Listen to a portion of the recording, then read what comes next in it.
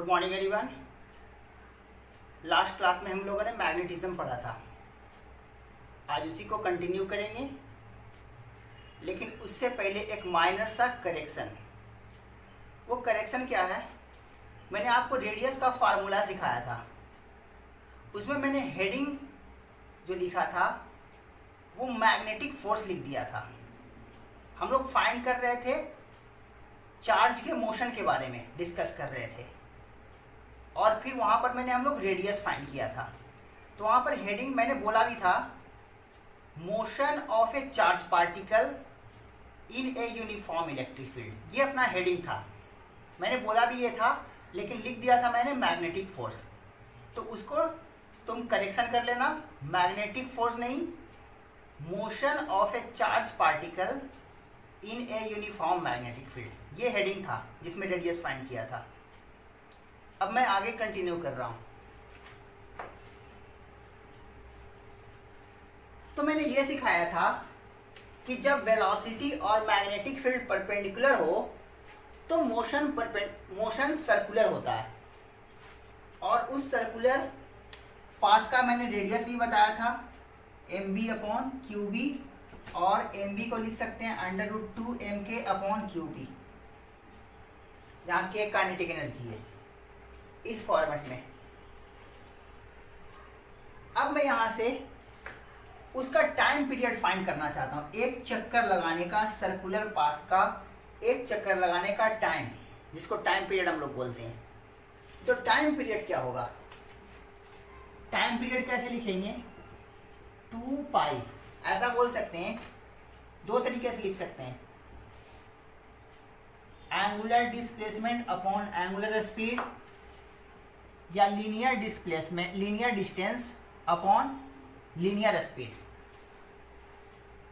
Angular displacement upon angular speed, और यहाँ पर लीनियर डिस्टेंस, हाँ, linear distance upon linear speed.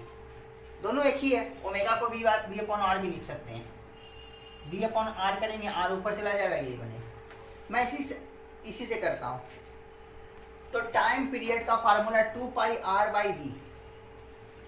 अब r तो अपने को पता है, तो यहाँ से मैं r का वैल्यू पुट कर देता हूँ। 2π, हेडिंग लिख लेना टाइम पीरियड।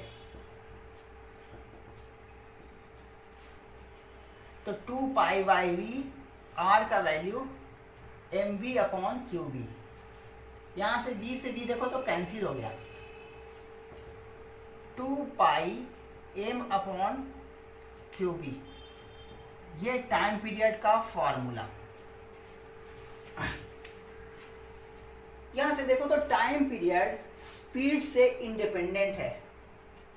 मतलब किसी पर्टिकुलर मैग्नेटिक फील्ड में किसी पर्टिकुलर चार्ज को उसका मास भी फिक्स होना चाहिए। मास फिक्स हो, चार्ज फिक्स हो, मैग्नेटिक फील्ड फिक्स हो, कितना भी स्पीड से फेंको मैग्नेटिक फील्ड के परपेंडिकुलर, वो जो सर्कुलर पाथ पर मूव करेगा उसका टाइम पीरियड सेम रहेगा। टाइम पीरियड नहीं चेंज करने जा रहा है। इसके पीछे ये भी आर्गुमेंट है। देखो तो ज़्यादा स्पीड से फेंकेंगे तो रेडियस बढ़ा, रेडियस बढ़ा तो घूमने का टाइम भी क्या होगा? स्पीड ज़्यादा तो रेडियस बढ़ा, स्पीड ज़्यादा तो रेडियस ज़्यादा, और ये ज़्यादा और ये ज़्यादा इतना होता है कि दोनों का रेशियो सेम रह जाता है। तो time period is independent to speed of particle. तो ये बात बहुत ध्यान रखना कि टाइम पीरियड स्पीड का डिपेंड नहीं करता, स्पीड का फंक्शन नहीं होता। v/0 यानी कि 1 कांस्टेंट। तो क्या है? Independent to speed of particle. ये बात ध्यान रखना।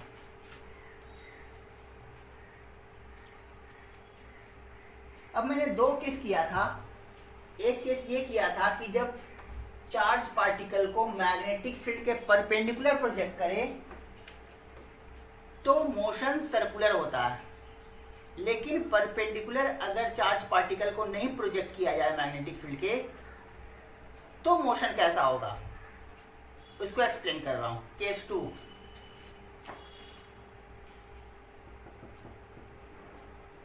when V is not perpendicular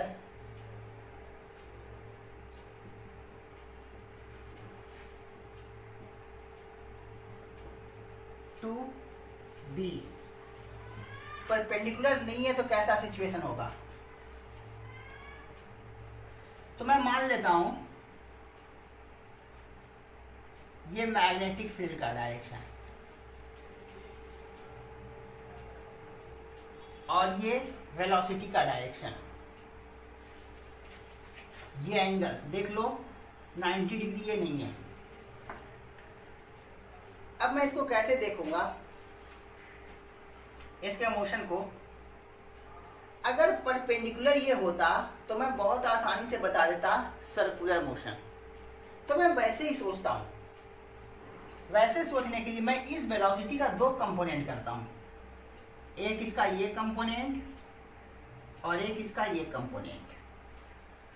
ये कंपोनेंट v cos थीटा, ये component v sin theta.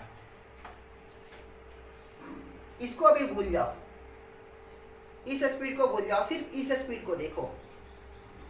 Speed और मैग्नेटिक फील्ड परपेंडिकुलर डायरेक्शन में, तो मोशन कैसा, circular.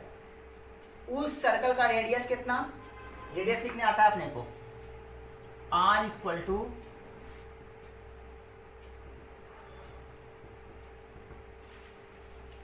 mb upon qb। m charge particle है, इसके पास मास m है।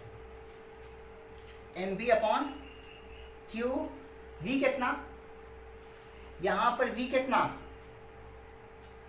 v साइन थीटा, v के जगह v sine theta, mb upon qb। Radius change हो गया। इसको कुछ लोग ऐसे भी लिखते हैं, एक्सप्लेन करते हैं कि कौन सा अपने को स्पीड लेना, परपेंडिकुलर वाला भी स्पीड, परपेंडिकुलर स्पीड, जो भी स्पीड है उसका परपेंडिकुलर कंपोनेंट। तो कुछ लोग ऐसे भी लिख देते हैं m v perpendicular upon Q b, जहां वी परपेंडिकुलर कितना है, वी साइन थीटा। तो ऐसे लिखो या ऐसे लिखो, बात तो एक ही है। ये पैरेलल वाला कंपोनेंट है वेलोसिटी का, मैग्नेटिक फील्ड के पैरेलल वाला कंपोनेंट, और ये परपेंडिकुलर। इसको मैं ऐसे भी लिख देता हूं v परपेंडिकुलर, और ये v पैरेलल।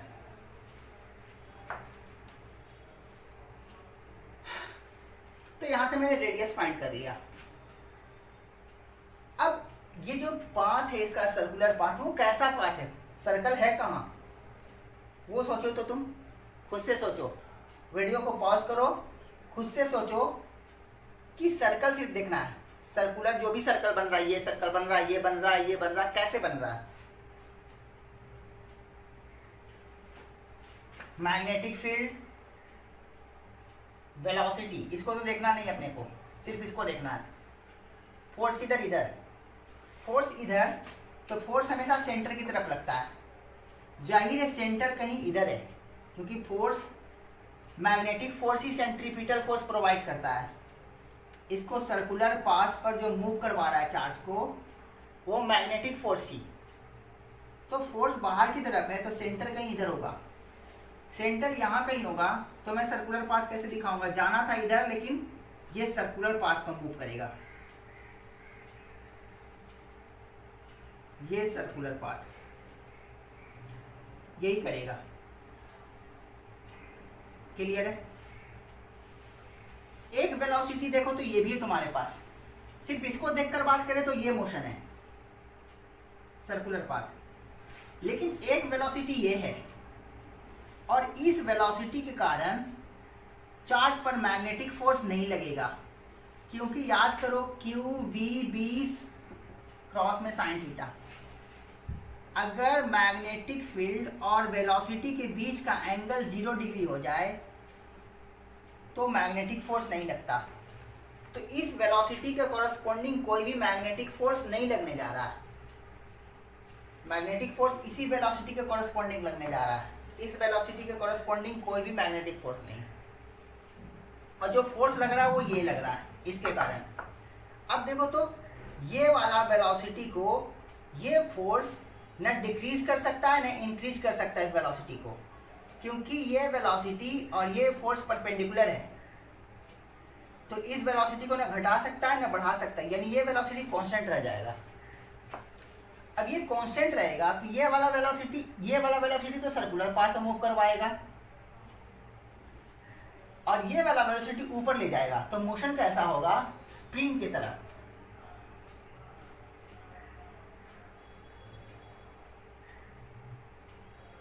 ये अब इसको मैं यहां पर सेंटर है और इस तरह से मुझे मूव करवाना है स्प्रिंग की तरह। वो तो मैं फिजिकली नहीं दिखा सकता क्योंकि डायग्राम प्लेन के बाहर आ रहा है। उसको दिखाने का तरीका कुछ इस तरह से है।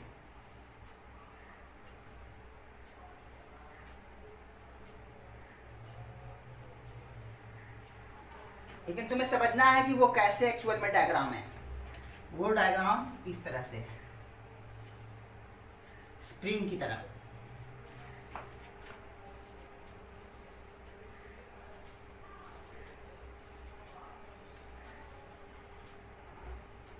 अब टाइम पीरियड पहले मैं बता चुका हूं कि टाइम पीरियड स्पीड से इंडिपेंडेंट है। तो वो परपेंडिकुलर स्पीड, मैग्नेटिक फील्ड के परपेंडिकुलर कौन सा स्पीड है इससे कोई फर्क नहीं पड़ता, स्पीड ज़्यादा हो कम हो। टाइम पीरियड तो होता है क्या? 2πm/क्यूब। मास वही है, चार्ज वही है, मैग्नेटिक फील्ड वही है, स्पीड चेंज कर गया।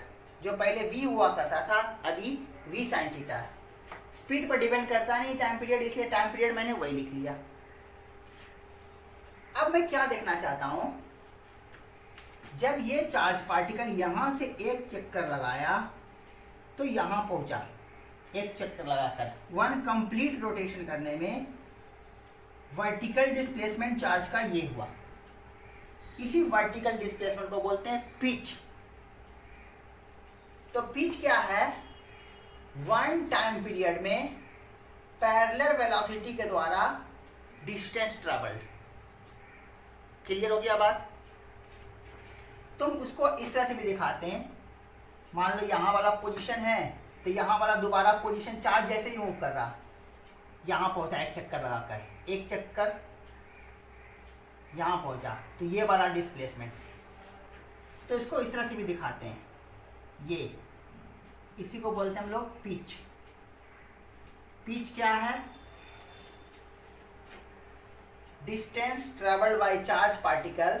इस केस के लिए जब v परपेंडिकुलर नहीं हो b के, उस समय पैरेलल वेलोसिटी के द्वारा 1 टाइम पीरियड में डिस्टेंस ट्रेवल को बोलते हैं पिच। यहां से पिच क्या होगा?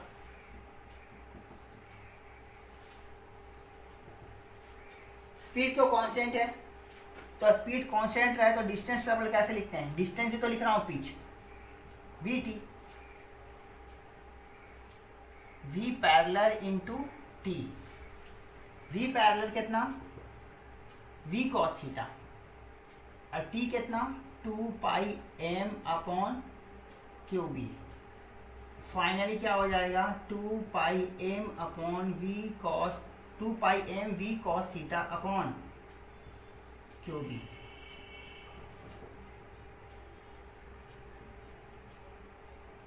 ये हो गया पिच। अच्छा, टाइम पीरियड ये आया था 2πm/क्यूब। 1 अपॉन टाइम पीरियड फ्रीक्वेंसी होता है, मतलब number of oscillation per second.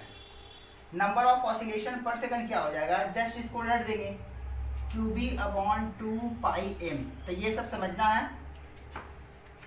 Time period 2πm/क्यूब, frequency number of oscillation per second equal to QB/2πm।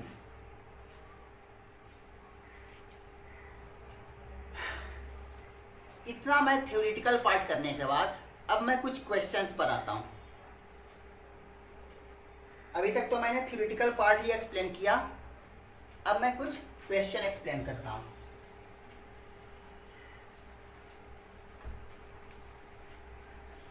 तो सबसे पहले मैंने क्या सिखाया था,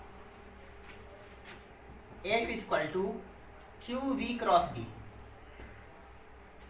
यहां से सिंपल क्वेश्चन क्या आ सकता है, मैग्नीट्यूड पूछ ले, 1 2 3 4, टोटल 5 अननोन है, 5 में से कोई भी नोन कर देगा, 5 में से कोई भी 4 नोन कर देगा, एक अननोन कर देगा। तो तुम यहां से वैल्यू फाइंड कर सकते हो। डायरेक्शन भी फाइंड करने का तरीका मैंने सिखा दिया। अब यहां से दो बहुत ही अच्छे क्वेश्चन आते हैं ऑब्जेक्टिव के, वो कैसे आएंगे तुम्हें। एक क्वेश्चन तुम्हें ऐसे दे देगा, मैग्नेटिक फील्ड तुम्हें वेक्टर में दे देगा, कुछ भी दे देगा, मान लो 10 के, ये फोर्स दे देगा तुम्हें, मान लो 2i cap plus 4j cap. Charge का मैग्नीट्यूड भी बता देगा, मान लो इलेक्ट्रॉन ही बोल दिया, तो इलेक्ट्रॉन है तो माइनस ई, चार्ज का वैल्यू क्या हो जाएगा, माइनस ई। अगर प्रोटॉन है तो प्लस ई, और ई का वैल्यू तुम जानते हो 1.6 इंटू 10⁻⁻19 कूलम। तुमसे वी पूछ लेगा। अब वी कैसे लिखोगे, वेक्टर में पूछेगा, ऑप्शन सारे जो रहेंगे वेलोसिटी वेक्टर। तो करना क्या है, इधर वेक्टर है तो इधर भी वेक्टर लिख देंगे। तो ये तो वेक्टर है, ये स्केलर, इसका मैग्नीट्यूड लिख लेंगे। वेलोसिटी के बारे में अपने को नहीं पता कौन सा कंपोनेंट है, एक्स कंपोनेंट है, वाई कंपोनेंट है, जेड कंपोनेंट है, दो कंपोनेंट है, तीनों कंपोनेंट है, नहीं पता। तो हम लोग मान लेंगे ऐसा, v1i cap plus v2j cap plus v3k cap, ऐसा मान लिया। ये तो मैग्नीट्यूड है, इसका इसके साथ क्रॉस कर दो। तो मान लो अगर ऐसे ही रहा तो कितना हो जाएगा, इसका इससे क्रॉस करने आता है तुम्हें, इसका इससे क्रॉस, 10 vi और i cross k minus j, फिर क्या हो जाएगा 10 v2 और j क्रॉस k i, और यहां से 10 v3 k क्रॉस k 0। इधर से वेक्टर के फॉर्म में आएगा, इधर तो ऑलरेडी दिया हुआ है। दोनों साइड के i के कोफिशिएंट को j के कोफिशिएंट को कंपेयर कर दो। इधर का i का कोफिशिएंट इक्वल टू इधर का i का कोफिशिएंट, इधर का j का कोफिशिएंट, इधर j का कोफिशिएंट। इस तरह से तुम्हें पता चल जाएगा। तो यहां से रफली तुम्हें पता चल रहा है कि यहाँ इधर i और j का कोएफिशिएंट है, तो इधर भी i और j का ही कोएफिशिएंट बचेगा, यानी वेलोसिटी का z कंपोनेंट आना भी नहीं चाहिए।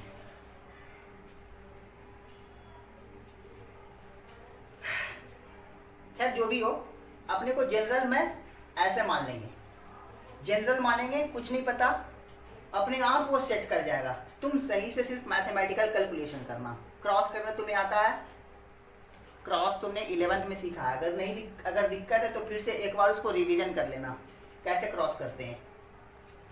ये हो गया क्वेश्चन। अब दूसरे टाइप का क्वेश्चन कैसे आता है, force is equal to q v cross b. Acceleration मैं लिखना चाहता हूं चार्ज पार्टिकल का, तो फोर्स बाय मास, तो इसमें मास से मैं डिवाइड कर देता हूं।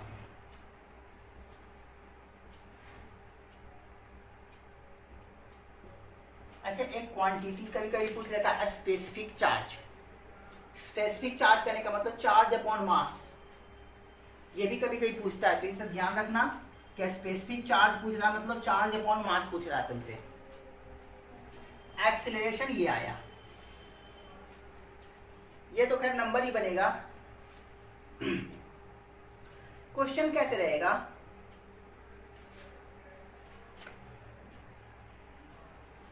तुम्हें एक्सेलरेशन और वेलोसिटी ये दोनों देगा, या हो सकता है कि ये दोनों दे, ये दोनों दे या ये दोनों दे क्वेश्चन में। तो मान लो कि एक्सेलेरेशन दे दे 2i cap plus 3j cap, ऐसे दे दे, और मैग्नेटिक फील्ड कुछ ऐसे दे दे। मैं तीनों दे देता हूं, i cap minus j cap plus x k cap, इस तरह से कुछ भी दे देगा वो, मैं जनरल बात कर रहा हूं। बोल देगा कि पार्टिकल का एक्सीलरेशन इतना है और इतने मैग्नेटिक फील्ड में चार्ज को प्रोजेक्ट किया गया है। चार्ज बताए या ना बताए, उसका मास बताए या ना बताए, वेलोसिटी बताए या ना बताए, सिर्फ एक्सीलरेशन और मैग्नेटिक फील्ड बोल दे। और तुमसे पूछ दे कि जो मिसिंग नंबर x है, x पता नहीं है, जनरली ऐसी बार में क्वेश्चन दिया हुआ है, ऐसे दिया हुआ है, और बोला है यहाँ पर मिसिंग नंबर क्या है, तो मैं मिसिंग नंबर को मान लेता हूँ x। तो वो क्वेश्चन में क्या पूछता है कि ये मिसिंग नंबर क्या है। तो ये मिसिंग नंबर कैसे पता करेंगे? एक तो अभी जो एक्सप्लेन किया था, ये पता है अपने को, यहाँ से क्रॉस करेंगे, दोनों को कंपैरिजन करेंगे, कंपैरिजन करके वो मिसिंग नंबर अपने को पता चल जाएगा। लेकिन वो मेथड थोड़ा लेंदी है, एक क्विक मेथड है, ट्रिक, जिससे बहुत आसानी से फाइंड कर लेंगे। ये देखो तो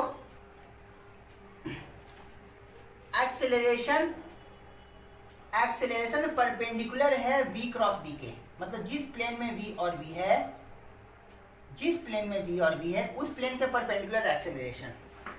मान लो ये v है और ये b है, तो या तो v क्रॉस v इधर होगा या अंदर की तरफ होगा, मान लेते यही। तो देखो तो फोर्स वेलोसिटी के भी परपेंडिकुलर है और मैग्नेटिक फील्ड के भी परपेंडिकुलर है फोर्स, और फोर्स जिस डायरेक्शन में होगा एक्सीलरेशन भी उसी डायरेक्शन में होगा, मतलब एक्सीलरेशन यही है। तो एक्सीलरेशन वेलोसिटी परपेंडिकुलर है, एक्सीलरेशन मैग्नेटिक फील्ड परपेंडिकुलर है, ये दोनों परपेंडिकुलर थे, इन दोनों का डॉट जीरो होना चाहिए। ये दोनों परपेंडिकुलर है तो इन दोनों का डॉट जीरो। तो यहां से हम कह सकते हैं कि एक्सीलरेशन वेलोसिटी और मैग्नेटिक फील्ड दोनों के एक्सीलरेशन वेलोसिटी और मैग्नेटिक फील्ड दोनों के परपेंडिकुलर है, तो एक्सीलरेशन का वेलोसिटी से भी डॉट जीरो होगा, एक्सीलरेशन का मैग्नेटिक फील्ड से भी डॉट जीरो होगा, परपेंडिकुलर है। ये परपेंडिकुलर है इसके प्लेन के, जिस प्लेन में दोनों है। तो जिस प्लेन में दोनों है तो इंडिविजुअल का भी परपेंडिकुलर हो जाएगा एक्सीलरेशन।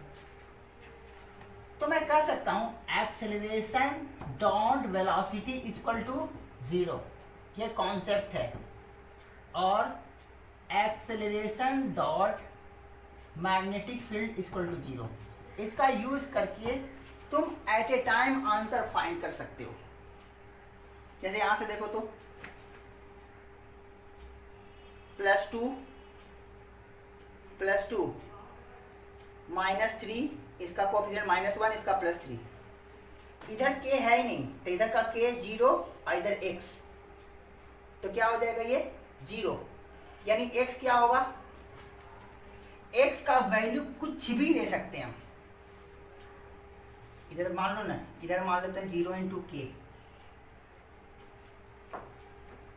तो इन दोनों का डॉट, अच्छा पहले मैं करके लिख देता हूँ, a dot b equal to 0, तो कितना हो जाएगा 2 × 1 2, 3 × -1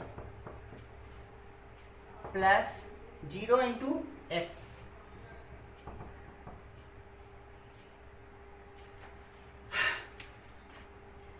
ये देखा जाए तो अपने आप में प्रॉब्लम गलत है, क्योंकि ये 2 equal to 2 -1 plus 0 equal to 0, 1 equal to 0, ये पॉसिबल ही नहीं, मतलब ये क्वेश्चन ही पॉसिबल नहीं है। मैंने ये जो क्वेश्चन दिया था ये क्वेश्चन पॉसिबल नहीं है।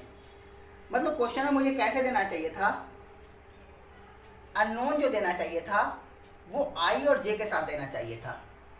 कॉन्सेप्ट तो क्लियर है, मैं क्वेश्चन को चेंज कर देता हूँ, क्वेश्चन ऐसे दे देता i + xj माइनस की, अगर मैग्नेटिक फील्ड ऐसे रहता तो मैं क्या लेता, यहां से 2 इंटू 1, इसका magnitude 1, acceleration into magnetic field का डॉट 0 है तो दोनों का डॉट कर रहा हूं, 2 into 1 2, 3 into 1 x, 3x, 0 into 1 0, 3x plus 2 equal to 0, x equal to -2/3, ये आंसर होगा। तो इस तरह से बहुत ही इजी मेथड में हम लोग डायरेक्ट डॉट करके हम लोग फाइंड कर सकते हैं। नहीं तो एक बेसिक मेथड है कि एक्सेशन लिखो, इधर क्रॉस करो, दोनों को कंपेयर करो, तो ये लेंदी मेथड हो जाता है। तो तुम कभी भी क्वेश्चन आए कोई मिसिंग नंबर, तो तुम यही वाला फॉर्मूला एप्लीकेबल किया करो, अप्लाई। कोई भी मिसिंग नंबर फाइंड करना हो, ये फॉर्मूला अप्लाई करो।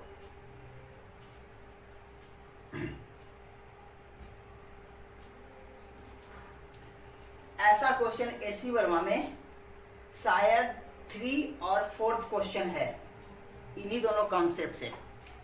तो ऐसे 2 क्वेश्चन तुम सॉल्व कर लेना। फर्स्ट क्वेश्चन बहुत ही इजी है, 3rd और 4th ये भी क्वेश्चन कंप्लीट हो गया।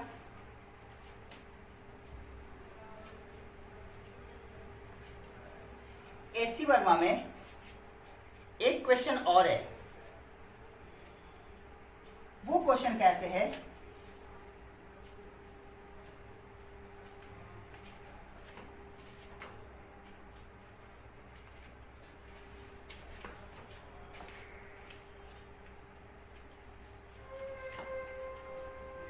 ये क्वेश्चन बहुत ही शानदार क्वेश्चन है।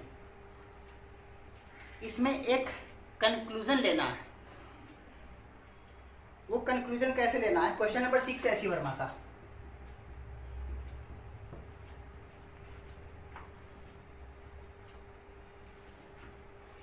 क्या बोलता है, जब एक प्रोटॉन को रिलीज किया जा रहा है, रिलीज किया जा रहा है रेस्ट से, रेस्ट यानी v = 0, प्रोटॉन है तो चार्ज हो जाएगा, क्यू ही मान लेता हूं, क्यू का वैल्यू ई होगा। उसको रिलीज किया जा रहा है तो वो एक्सीलरेटेड है वेस्ट की तरफ, ईस्ट वेस्ट, एक्सीलरेटेड है वेस्ट की तरफ, और उसका एक्सीलरेशन a0 है।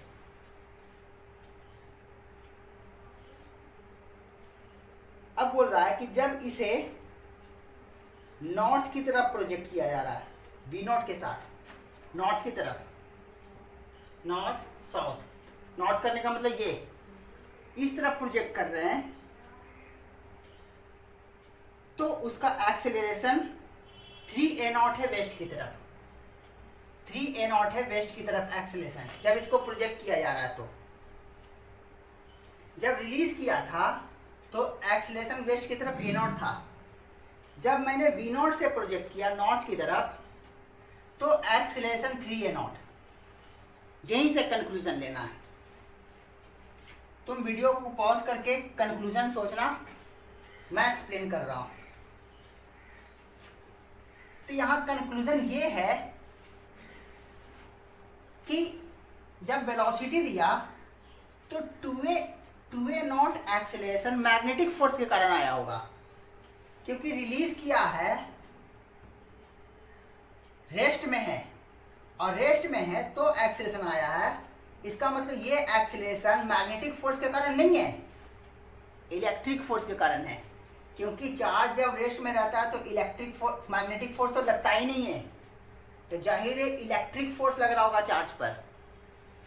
यानी कि ये जो एक्सेलरेशन है वो इलेक्ट्रिक फोर्स के कारण है। और बोला कि स्पीड दिए तो 3a0 एक्सेलरेशन दिखा अपने को, तो a0 एक्सेलरेशन तो इलेक्ट्रिक के कारण था, तो मैग्नेटिक के कारण कितना रहा होगा, इतना रहा होगा। तो मैग्नेटिक के कारण एक्सेलरेशन कैसे लिखते हैं,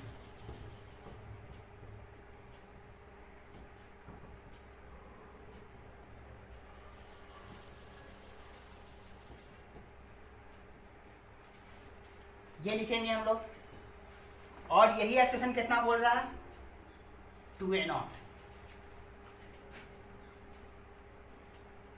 तो तुमसे पूछ रहा है find the electric field, electric field कितना, and maximum possible magnetic field, B max.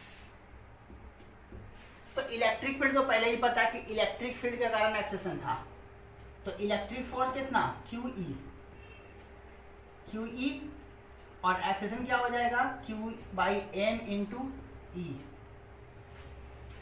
Magnitude लिखना अपने को,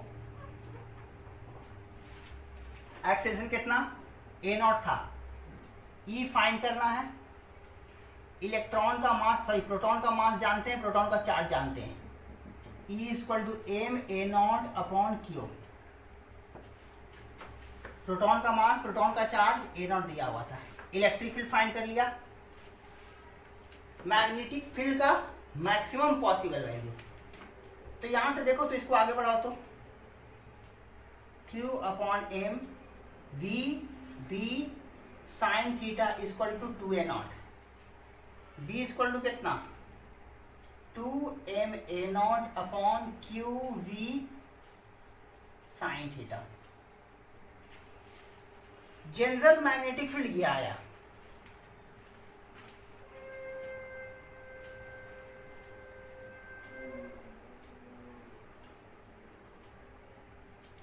जनरल मैग्नेटिक फील्ड ये आया।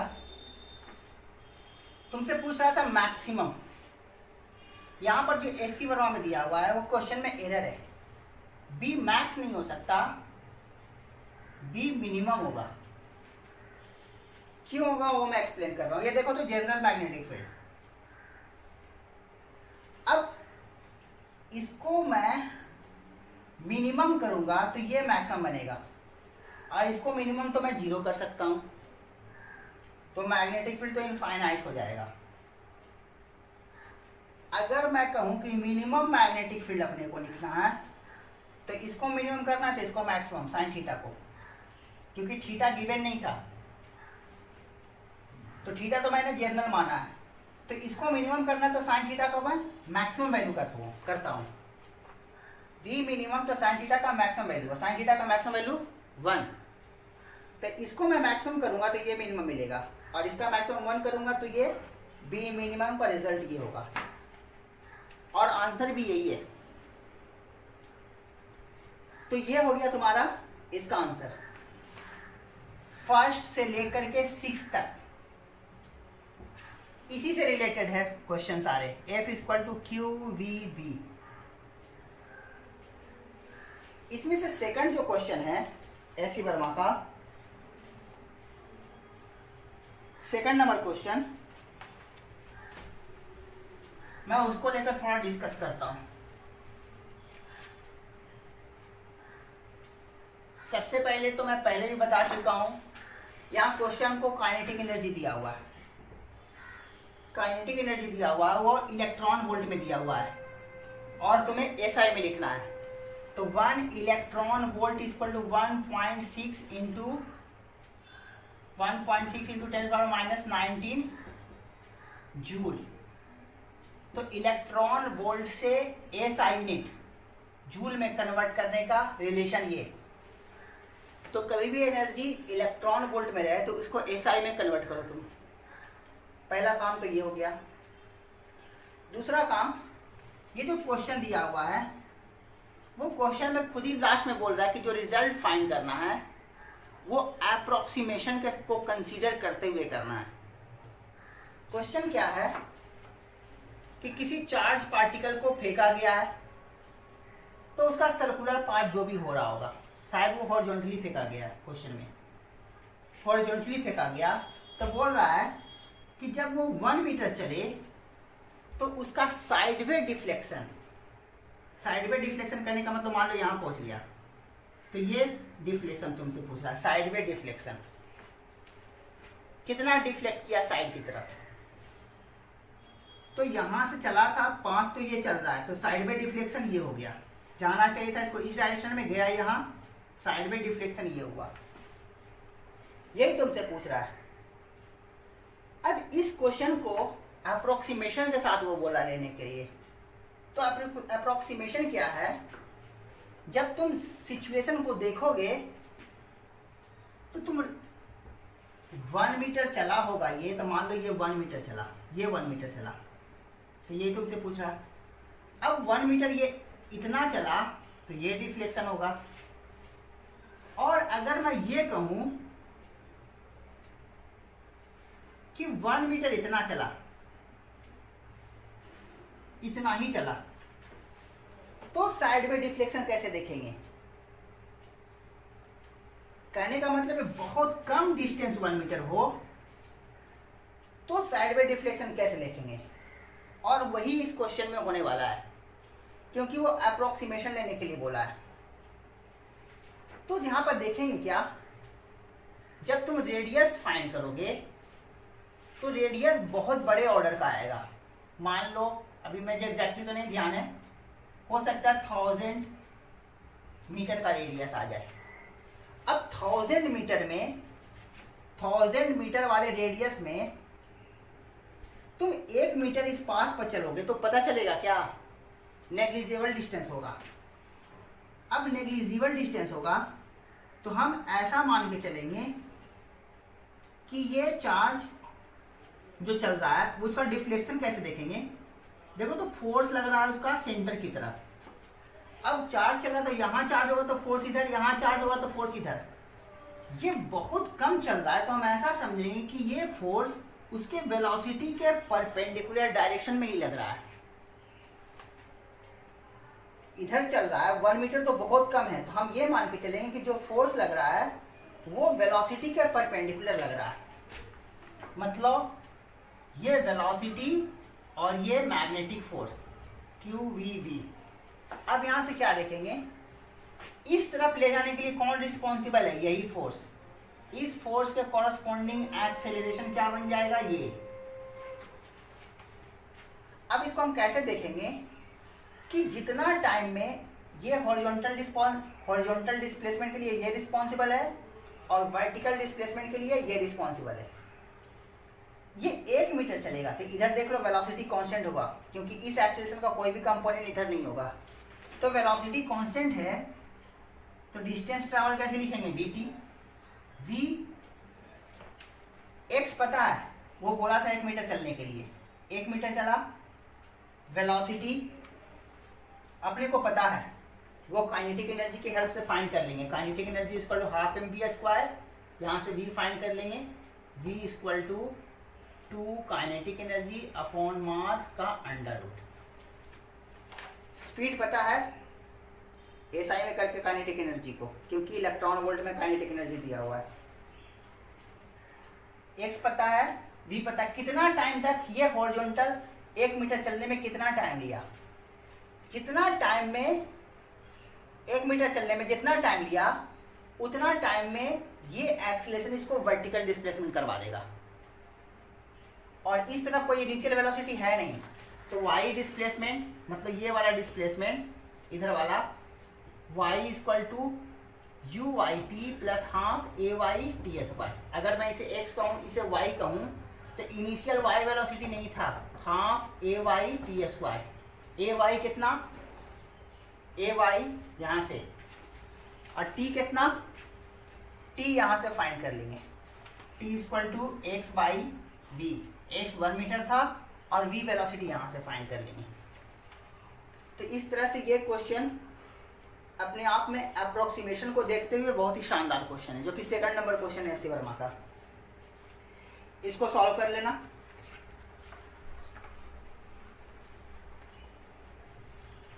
अब मैं वापस आता हूं फोर्स से रिलेटेड 1st से 6 क्वेश्चन, ये सारे क्वेश्चन कंप्लीट कर लेना। अब आ जाओ 30 से, तुम्हारा SC वर्मा का 30 से लेके 50 तक रेडियस जो मैंने एक्सप्लेन किया है, या फिर √2mk/qv, या फिर हेलिक्स।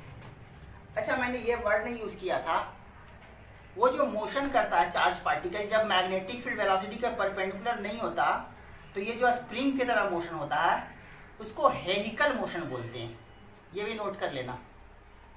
जो ये मोशन हो रहा है उसको हेलिकल मोशन बोलते हैं। और हेलिकल मोशन में मैंने पिच भी बताया तुम्हें। तो एससी वर्मा में 30 से लेके 50 तक सर्कुलर मोशन से रिलेटेड, हेलिकल मोशन से रिलेटेड क्वेश्चन है। अब इसमें कुछ क्वेश्चन ऐसे रहते हैं, कैसे कैसे क्वेश्चन रहेंगे। तो डायरेक्ट फार्मूला से रहेगा, मास रहेगा, स्पीड रहेगा, चार्ज रहेगा, मैग्नेटिक फील्ड रहेगा, तो रेडियस फाइंड करो। या कोई भी चार्ज दे देगा, 5 माध्यम से फाइंड करने के लिए पूछ लेगा। कभी काइनेटिक एनर्जी के टर्म में भी क्वेश्चन रहेगा। अब काइनेटिक एनर्जी के टर्म में क्वेश्चन कैसे रहेगा वो मैं पहले सिखाता हूं, क्योंकि काइनेटिक एनर्जी पहले सिखाना इंपॉर्टेंट है। तुमसे ऐसे बोल देगा, a charge particle is accelerated through kinetic energy, something kinetic energy दे देगा। नहीं काइनेटिक एनर्जी नहीं, sorry. A charge particle is accelerated through a potential difference v। किसी चार्ज पार्टिकल को एक्सेलरेट करवा रहे हैं पोटेंशियल डिफरेंस v से। तो जब एक्सेलरेट करवा रहे हैं तो स्पीड बढ़ेगा, और स्पीड बढ़ेगा तो उसका फाइनल स्पीड क्या होगा, फाइनल स्पीड क्या होगा वो अपने को लिखना रहता है। कैसे लिखते हैं इसको मैं दिखाता हूं। मान लो ये v1 पोटेंशियल है, ये v2 पोटेंशियल है, और ये v2 बड़ा है v1 से, तो v2 माइनस v1 को ही मैं बोल रहा हूं पोटेंशियल डिफरेंस v। चार्ज यहां से इधर जा रहा है, देखो तो यहां है तो लो पोटेंशियल एनर्जी। अच्छा मैं इसको बोलता हूं v1 ग्रेटर देन v2, मैं ये लेता हूं, v1 को बड़ा ले रहा हूं v2 से। तो जब चार्ज यहां था तो पोटेंशियल एनर्जी qv1, चार्ज यहां चला गया तो पोटेंशियल एनर्जी qv2। अब पोटेंशियल कम है यहाँ का, तो यहाँ का पोटेंशियल एनर्जी कम होगा और यहाँ का पोटेंशियल एनर्जी ज़्यादा होगा। मतलब यहाँ से यहाँ गया तो पोटेंशियल एनर्जी डिक्रीज कर गया। तो पोटेंशियल एनर्जी डिक्रीज किया तो वो पोटेंशियल एनर्जी गया कहाँ, जाहिर है वो पोटेंशियल एनर्जी काइनेटिक एनर्जी में कन्वर्ट हो गया होगा, एनर्जी कंजर्वेशन से, क्योंकि कोई एनर्जी का लॉस कहीं है नहीं। तो यहाँ से यहाँ चार्ज गया तो पोटेंशियल एनर्जी डिक्रीज किया तो वो काइनेटिक एनर्जी बढ़ाने में चला गया होगा। तो मान लो यहाँ का स्पीड v1 था, कैपिटल V से पोटेंशियल ले रहा हूँ मैं और स्मॉल v से स्पीड ले रहा हूँ। तब मैं एनर्जी कंजर्वेशन से बोल सकता हूँ यहाँ का पोटेंशियल एनर्जी प्लस यहाँ का काइनेटिक एनर्जी इक्वल टू यहाँ का पोटेंशियल एनर्जी प्लस यहाँ का काइनेटिक एनर्जी। तो मैं क्या बोल रहा हूँ, half m v1 square plus q v1 equal to half m v2 square plus q v2। ये वाला पोटेंशियल ज़्यादा था तो ये पोटेंशियल ज़्यादा होगा। मैं इसको यहीं रहने देता हूँ, इसको यहाँ लाता हूँ, इसको इधर। जाहिर है ये स्पीड कम है, ये स्पीड ज़्यादा है, v2 ज़्यादा है। तो क्या हो जाएगा अपना result, half m v2 square equal to q v1 minus v2 plus half m v1 square. अब देखो तो इसी को मैं पोटेंशियल डिफरेंस v बोल रहा था, v1 माइनस v2 को v बोल रहा था। चार्ज पार्टिकल को v पोटेंशियल डिफरेंस से एक्सलेट करवा रहा हूं। मान लो इनिशियल स्पीड अगर मैं कर दूं,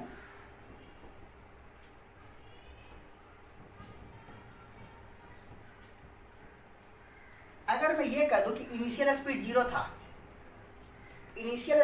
तो फाइनल स्पीड कितना हो जाएगा, यहां से देखो तो अगर इनिशियल स्पीड 0 था तो हाफ, फाइनल स्पीड को मैं v बोल देता हूं, half mv square equal to qv। यहां से देखो तो स्पीड में फाइंड कर लूंगा कितना, 2qv अपॉन स्पीड लिख रहा हूं मैं, यही स्पीड आया होगा अगर इनिशियल स्पीड 0 रहा होगा तो। q चार्ज को v पोटेंशियल डिफरेंस से, चार्ज q जिसका मास m है उसको v पोटेंशियल डिफरेंस से एक्सेलरेट करेंगे और इनिशियल स्पीड अगर 0 रहा होगा तो फाइनल स्पीड ये आएगा चार्ज का। ये आगे से तुम डायरेक्ट यूज करना इस रिजल्ट को। अगर कुछ इनिशियल स्पीड रहा तो उसके अकॉर्डिंग फाइनल स्पीड यहां से लिखेंगे।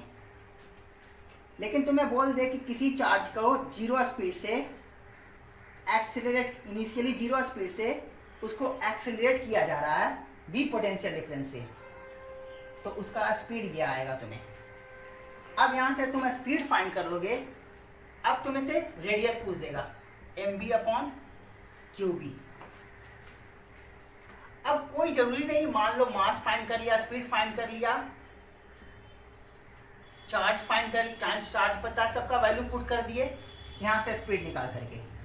कोई जरूरी नहीं कि तुम स्पीड निकालो, काइनेटिक एनर्जी तो तुम्हें पता है ना, काइनेटिक एनर्जी कितना, qb, चार्ज q और पोटेंशियल डिफरेंस v से एक्सीलरेट करवाए। तो तुम mv ना लिख करके रेडियस का फॉर्मूला ऐसे लिखो ना, √2mk अपॉन qb, और k की जगह कितना, qb, k की जगह qb। तो अब मैं डायरेक्ट तुम्हें लिख दे रहा हूं,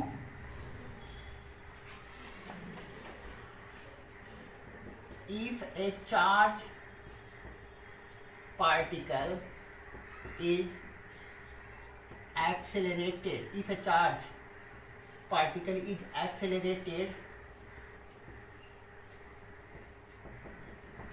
with a potential difference,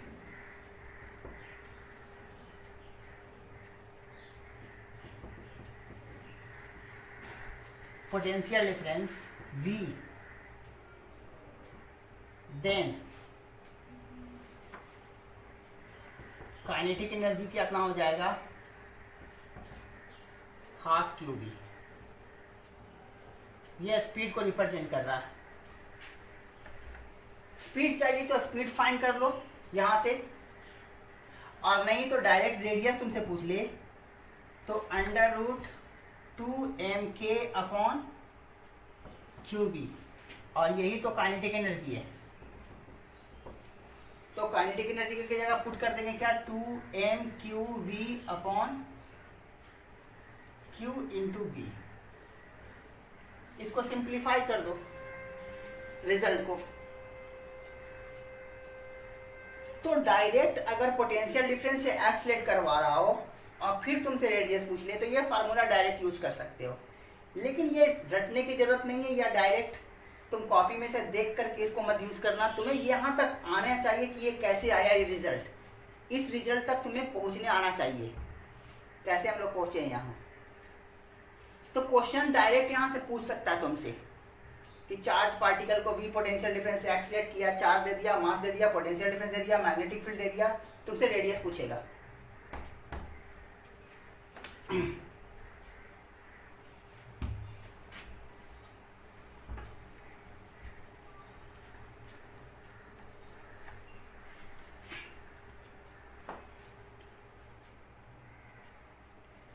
एक कंप्लीट रिवॉल्यूशन का टाइम पीरियड तुम्हें पता है। क्वेश्चन कुछ ऐसे देगा,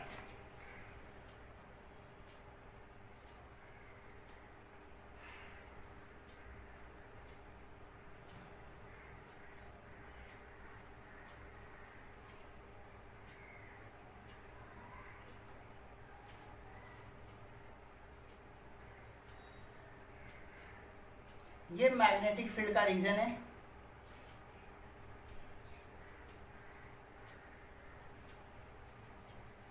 ये मैग्नेटिक फील्ड का रीजन और मैग्नेटिक फील्ड इनसाइड है। इस रीजन में मैग्नेटिक फील्ड इनसाइड है।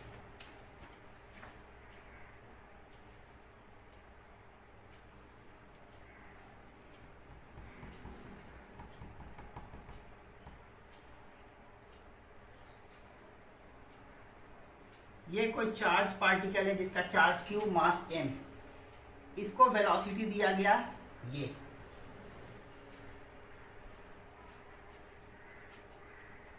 मैं सबसे पहले इसका पाथ पूछना चाहता हूं, इसका पाथ कैसा होगा। इसको तुम ये मान के चलो कि ये जो डायमेंशन है ये इनफाइनाइट तक है, जितना तुम लेना चाहते हो उतना लो, इसमें ये नहीं कि फिक्स है कितना ही है। और इसको भी मान लो कि इधर इनफाइनाइट, जितना तुम लेना चाहते हो उतना ले सकते हो। तो ये भी इनफाइनाइट ले सकते हो, ये भी इनफाइनाइट ले सकते हो, ये भी इनफाइनाइट ले सकते हो। इसका चार्ज पार्टिकल का मोशन कैसा होगा। अभी तक तो ये मैग्नेटिक फील्ड से बाहर है तो ये हॉरिजॉन्टली मूव करेगा यहां तक।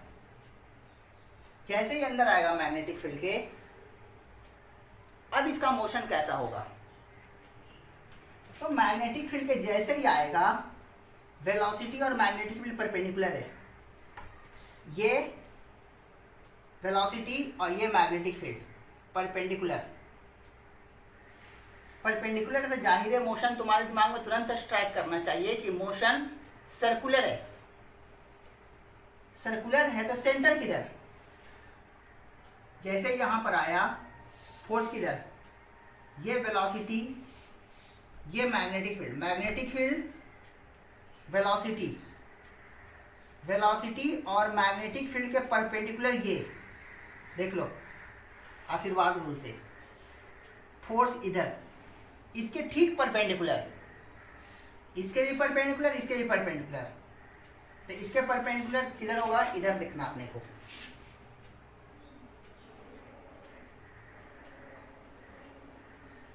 ये फोर्स यानी सेंटर कहीं इधर होगा। मान लेते हैं सेंटर यहीं पर है, सेंटर यहाँ भी हो सकता है, यहाँ भी हो सकता है, यहाँ भी हो सकता है, डिपेंड करता है मैग्नीट्यूड पर सबके। मान लेता हूँ सेंटर यहाँ, तो सर्कुलर पाथ कैसा बनने जा रहा है इसका।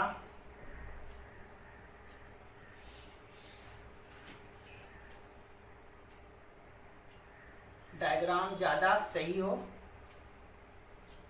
इसके लिए मैंने सेंटर यहां लिया। अब देखो तो इस पाथ पर मूव किया और यहां निकलने के बाद ये सीधा भाग जाएगा। ये डायग्राम जो तुम्हें दिख रहा है सिमेट्रिक दिख रहा होगा। यहां पर फोर्स किधर, सेंटर तो यही है,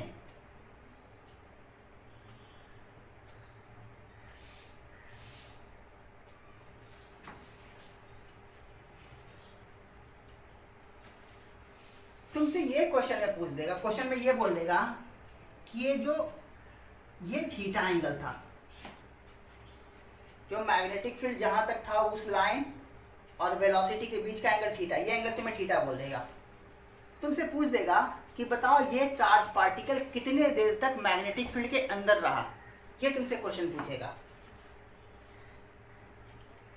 कितने देर तक मैग्नेटिक फील्ड के अंदर है। अगर पूरा टाइम पूरा सर्कुलर पाथ होता तो टाइम कितना होता, 2πm/qb। अब ये पूरा टाइम तो नहीं है, एक टाइम पीरियड के बराबर नहीं है, पूरा सर्कल का कोई पार्ट है, एक आर्क लेंथ में ये मूव कर रहा है मैग्नेटिक फील्ड में। अब टाइम मान लो यहाँ t=0, यहाँ पर का टाइम t, तो यही तुमसे फाइंड करने के लिए बोल रहा है। कैसे देखेंगे इसको यूनिटरी मेथड से देखते हैं। तुम खुद भी सोच सकते हो, वीडियो पॉज करना, खुद से सोचना ये टी टाइम का वैल्यू क्या होगा। यूनिटरी मेथड से कैसे देखेंगे, मान लेते हैं पूरा चक्कर लगाने में कितना एंगल घूमता है charge particle, 360 degree. 360 degree angle घूमने में 360 डिग्री एंगल घूमने में कितना टाइम लगता है, t। 1 डिग्री घूमने में कितना टाइम लगेगा, t/360। थीटा एंगल घूमने में कितना टाइम लगेगा, t/360 इंटू थीटा। अगर मैं ये थीटा फाइंड कर लूं, थीटा नहीं यहाँ थीटा दिया हुआ तो मैं इसको अल्फा बोल देता हूं। अल्फा एंगल घूमने में कितना टाइम, अल्फा एंगल घूमने में चार्ज को कितना टाइम लगा, t। तो मैं बोल सकता हूं कि t/360 इंटू अल्फा एंगल।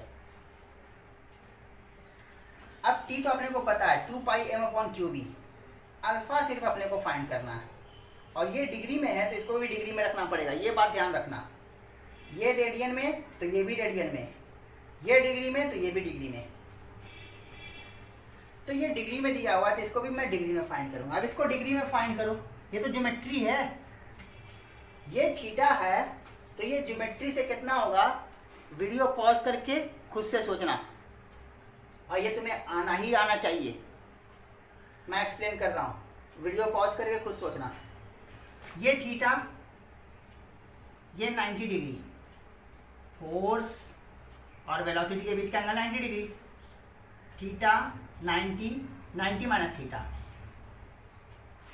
और वैसे ही ये भी 90 डिग्री है, और सिमेट्रिक डायग्राम है, सिमेट्रिक डायग्राम है तो ये ऐसे भी देख लो ना, ये भी रेडियस है, ये भी रेडियस है, तो बोल सकते हैं ये आइसोसेलेस ट्रायंगल है, ये भी रेडियस, ये भी रेडियस, तो ये 90 माइनस थीटा, तो ये भी 90 माइनस थीटा, ये एंगल और ये एंगल मिलकर 180, alpha plus 90 minus theta plus 90 minus theta is equal to 180, 90 into 2, alpha is equal to minus 2 theta, 2 theta, ये angle 2 theta, alpha is equal to 2 theta, तो हम कह सकते हैं कि टी कितना है, 2 अपॉन 360 इंटू 2 थीटा, टी का वैल्यू हम लोग जानते हैं 2 pi M upon Q B, यहां से हम लोग टी का वैल्यू फाइंड कर लेंगे, ये हो गया। इसका दूसरा पोर्शन कैसा आता है, एक क्वेश्चन और आता है इसी कॉन्सेप्ट पर। अभी छोटा पार्ट में मूव कर रहा था, अब बड़ा पार्ट में मूव करने का कंडीशन दिखाता हूं।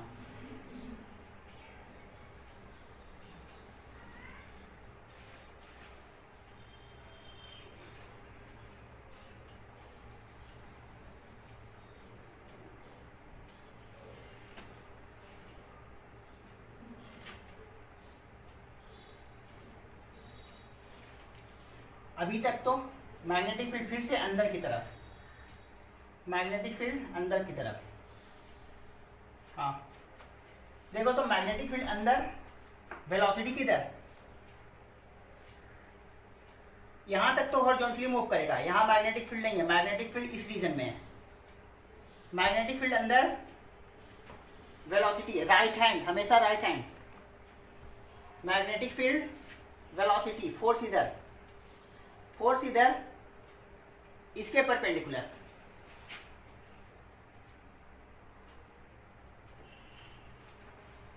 यानी कि सेंटर कहीं इधर होगा, मोशन कैसा होगा, जाना तो चाहिए था इधर लेकिन मुड़ेगा इधर,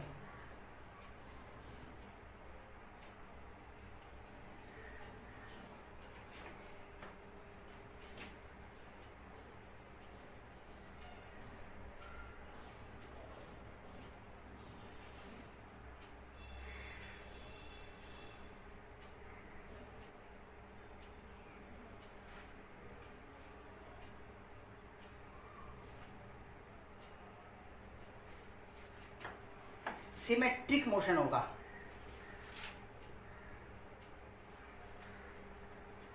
जिस एंगल से ये घुसा था, एंटर किया था, उसी एंगल से ये बाहर आएगा, क्योंकि देखो तो यहां पर भी फोर्स सेंटर की तरफ,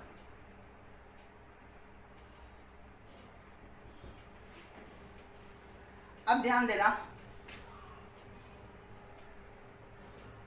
ये एंगल थीटा कितने एंगल तक ये मैग्नेटिक फील्ड के अंदर रहा, इतने एंगल तक मैग्नेटिक फील्ड के अंदर घुमा, ये एंगल कितना, थीटा, ये भी थीटा होगा, 90 माइनस थीटा, 90 माइनस थीटा, फिर से ये 2 थीटा, ये 2 थीटा, तो ये कितना हो जाएगा 360 माइनस 2 थीटा, इतना एंगल तक मैग्नेटिक फील्ड के अंदर रहा, यानी टी इक्वल टू कितना, ये t इक्वल टू 0, ये t इक्वल टू टी, तो t का वैल्यू क्या होगा,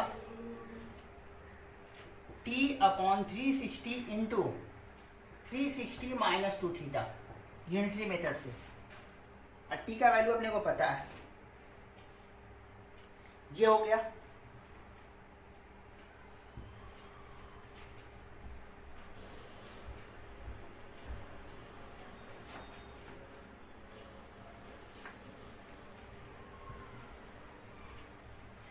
एक क्वेश्चन और करता हूं।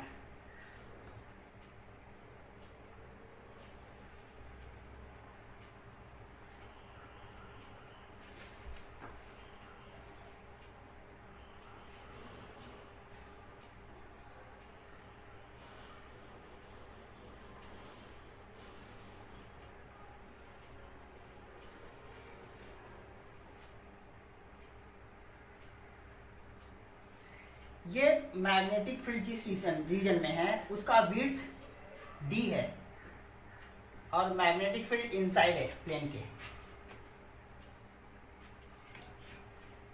अभी तक तो ये हॉरिजॉन्टली मूव करेगा, जैसे ही मैग्नेटिक फील्ड में आएगा, जैसे ही मैग्नेटिक फील्ड में आएगा, अब इस पर फोर्स किधर, मैग्नेटिक फील्ड, वेलोसिटी, फोर्स ऊपर,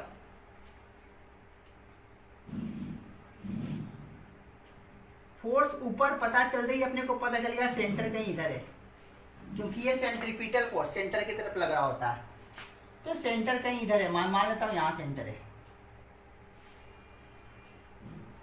बड़ा थोड़ा दिखाता हूं, यहां सेंटर, इतना बड़ा सेंटर है। अब इतना बड़ा सेंटर में मूव कर, यानी कि ये रेडियस होगा,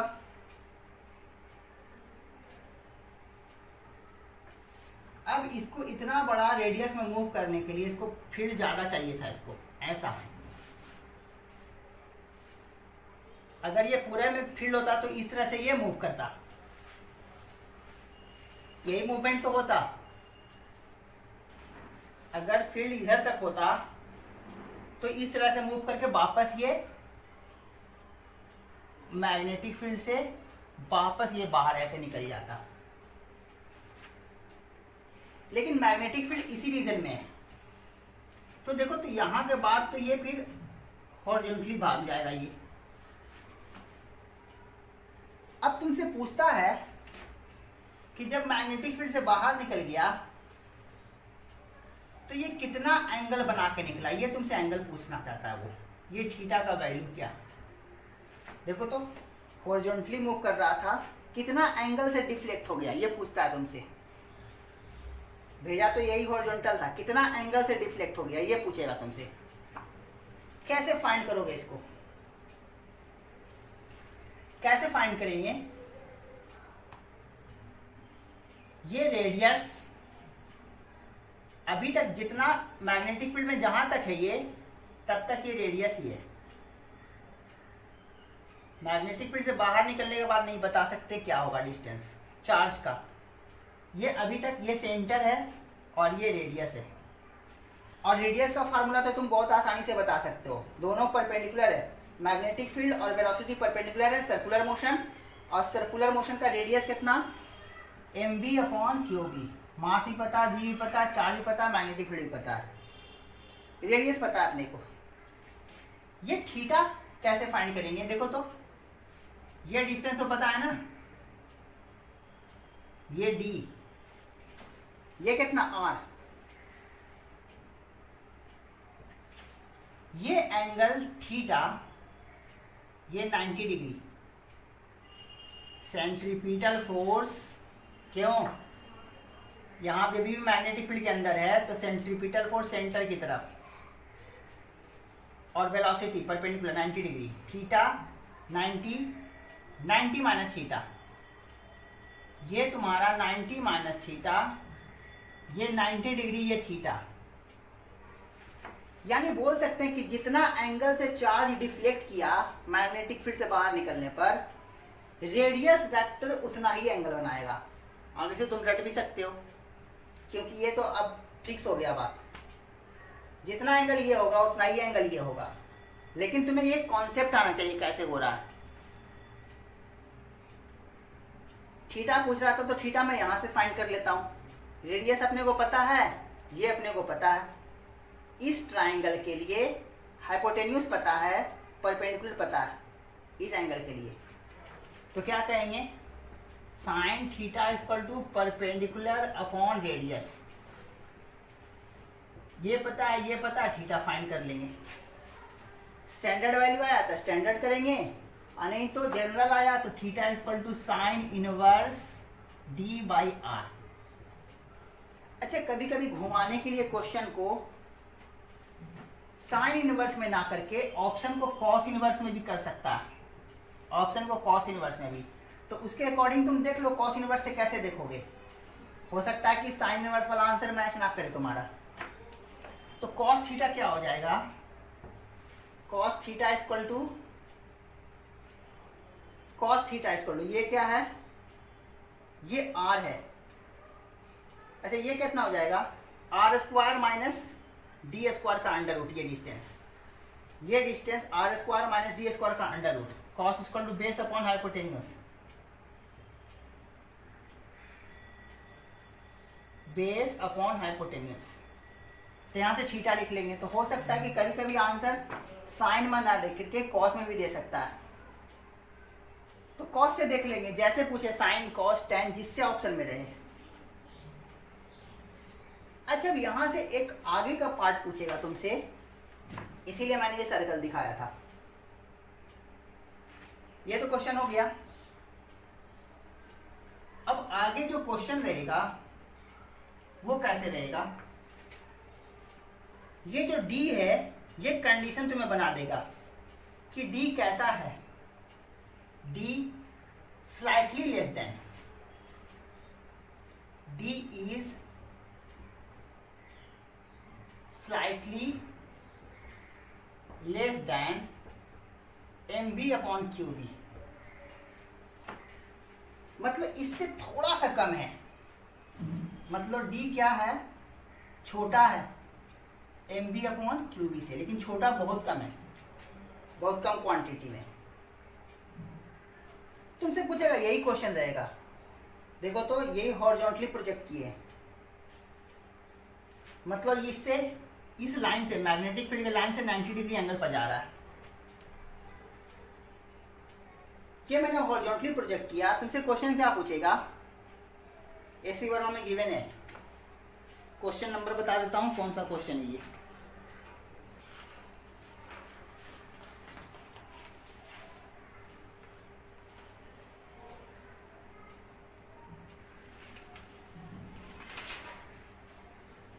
ये क्वेश्चन नंबर 39 है।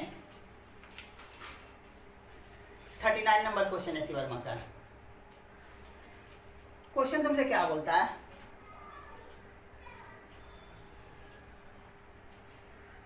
ये डी स्लाइटली लेस देन, अगर ये पूरा सर्कल मूव कर रहा होता तो ये रेडियस रहता आर, ये पूरा का पूरा रेडियस, मतलब ये मैग्नेटिक फील्ड का। अब मैं लिमिट क्या कर देता हूं, आगे तक बढ़ा देता हूं। मैग्नेटिक फील्ड यहां से लेके आगे तक है, लेकिन मैग्नेटिक फील्ड कितना तक है, रेडियस से थोड़ा सा कम है, थोड़ा सा कम। मतलब कैसा रहा होगा वो, ऐसा रहा होगा। और देखो तो चार्ज यहां आ गया, जस्ट यहां वाले पोजीशन पर चार्ज का वेलोसिटी ये, और ये मैग्नेटिक फील्ड से बाहर निकल गया। अब मैग्नेटिक फील्ड से बाहर निकल गया ये, क्योंकि मैग्नेटिक फील्ड रेडियस से थोड़ा सा अंदर था, तो अब ये बाहर निकल गया, तो अब ऐसे ही मूव करेगा ये। तुमसे पूछेगा कि इसी कंडीशन के लिए साइड डिफ्लेक्शन कितना एंगल से डिफ्लेक्ट कर गया चार्ज पार्टिकल, ये चार्ज पार्टिकल कितना एंगल से डिफ्लेक्ट किया इस कंडीशन के लिए। तो देखो तो जैसे ही मैग्नेटिक फील्ड से बाहर निकलेगा, अब ये तो कितना जा रहा था इधर, डिफ्लेक्ट कर गया इधर, 90 डिग्री से डिफ्लेक्शन। अगर ये डी से बड़ा होता, सॉरी रेडियस से बड़ा होता, तो ये वाला डी इधर होता, डी रेडियस से बड़ा होता तो यहाँ तक मैग्नेटिक फील्ड, तब तो ये ऐसे मूव करता, और तब इस कंडीशन में कितना डिफ्लेक्शन, सॉरी हाँ कितना एंगल से डिफ्लेक्ट किया, तो जा रहा था ये, बाहर निकला ये 180 से डिफ्लेक्ट किया।